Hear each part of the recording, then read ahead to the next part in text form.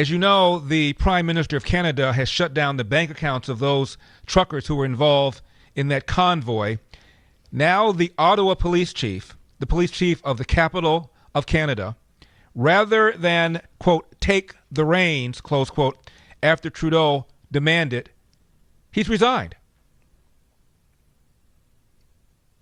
Yesterday, Trudeau invoked the Canada's Emergency Act for the first time since his father did it a half a century ago, and he told the Ottawa police chief to, quote, take the reins. And so rather than take the reins, the Ottawa police chief is hitting the streets. Meanwhile, here closer to California, there were recall election involving 3 school board members. Why were they facing a recall election? Well, Asian American voters were angered because the school board introduced a lottery system for high school called Lowell High School. Lowell High School, probably the finest public high school in California, always had an admissions-based test, and as a result, the majority of the school board were Asian American kids. And that, of course, does not work under the DIE narrative, diversity, inclusion, equity. So these 3 board members voted to have an admissions based upon racial representation. Also, while they were shutting down the school board members spent a lot of time debating on how to rename schools. And some of the historical figures that were threatened to be canceled included, but were not limited to, Abraham Lincoln and the 3 other presidents on Mount Rushmore, a Spanish conquistador named Balboa, John Muir, the naturalist, and Paul Revere, the Revolutionary War figure. All of those face having been canceled by these school board members, and as a result, these 3 school board members, Allison Collins, Gabriela Lopez, and Faluga Malinga, were facing recall elections. All 3 were recalled. 79% voting to oust Collins, 75% voting to oust Lopez, 72% voting to remove Malinga. So 3 people have now joined the ranks of the unemployed. I wonder whether or not they're entitled for benefits. Meanwhile, Washington, D.C. is dropping the vaccine mandate for businesses while keeping the requirement for students. And in Boston, the city continues to increase COVID requirements. As cities across the Commonwealth and country drop COVID-19 restrictions, Boston is going in the other direction, with the city pushing forward with their latest measure to stop the spread of the virus, requiring everyone 12 and older to show proof of full vaccination for certain indoor venues. So Paul Revere, isn't Paul Revere from Boston? Apparently his city is still imposing the mandates. Meanwhile, Arizona lawmakers voted down party lines to return to paper ballots and hand counts. That would ban the use of voting machines and require millions of Arizona ballots to be counted by hand. Not too surprising, the Democrats say this is a step backwards. The Republican governor is expected to sign the bill. Meanwhile, inflation, wholesale prices up year to year 9.7%. Inflation running hot. These are factory level numbers, John. Wholesale price inflation 9.7%.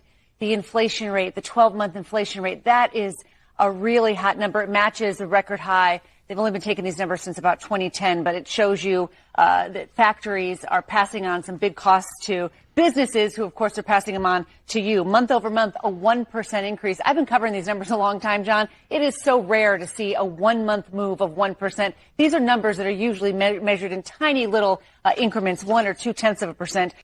Good news. Jen Psaki says funding of crack pipes, not an issue. We are engaged with a range of Democrats and Republicans, and certainly we are hopeful that we will be able to sign this. I would note, though, that I believe, and correct me if I'm wrong here, that one of Senator Blackburn's primary concerns is about a relation to the funding of crack pipes. Is this correct?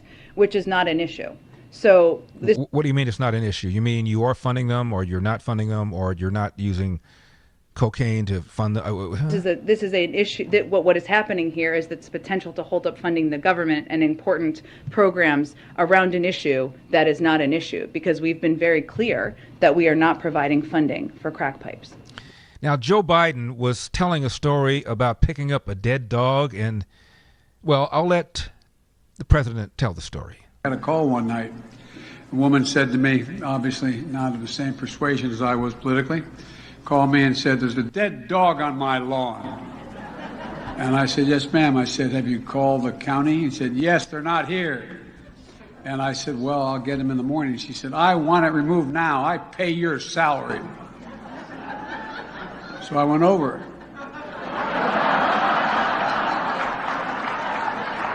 I picked it up. She said, "I want it out of my front yard." I put it on her doorstep. What? I wanted it out of her front yard and I put it on her doorstep? Barbaric! What? I had a call one night. A woman said to me, obviously not of the same persuasion as I was politically, called me and said, "There's a dead dog on my lawn." And I said, "Yes, ma'am." I said, "Have you called the county?" He said, "Yes, they're not here."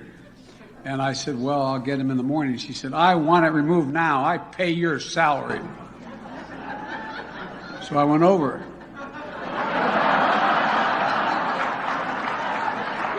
I picked it up. She said, "I want it out of my front yard." I put it on her doorstep. How dare you? How dare you? I am white, so I apologize. Apparently, the 78,000 people in the SoFi Stadium who are unmasked are not the only ones who are confused about the mask requirement. As of today, the statewide indoor mask mandate for vaccinated individuals has been lifted, which is a shame because I was just about to get a nose job. And if you got the shots, you no longer have to wear a mask indoors. And yet, I look out in our studio audience, I see masks on every face, and that's because in L.A. County, we're still required to mask up, unless you're at a football game, in which case you don't have to wear a mask at all. The rules are very clear, right, Guillermo? Well, unless you're holding your breath. Meanwhile, in New York, woman stabbed to death by a homeless man with 5 prior felonies. Maybe 6 he would have been behind bars, but 5... According to 3 sources, Asamad Nash was the man who stalked and stabbed her. Covered in blood, officers took him into custody right there at the scene and later to the hospital to be treated. Nash has 5 prior felonies and 3 pending court cases right. I think 6 gets you in jail, but 5, you're good to go.